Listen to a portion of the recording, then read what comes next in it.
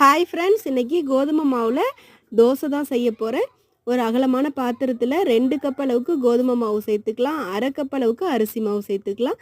தேவையான அளவு உப்பு சேர்த்துட்டு கொஞ்சம் கொஞ்சமாக தண்ணி ஊற்றி இதை தோசை மாவு பதத்துக்கு கரைச்சிக்கணும். மொத்தமாக 2.5 கப் மாவுக்கு 4 கப் அளவுக்கு தண்ணி தேவைப்பட்டுச்சு.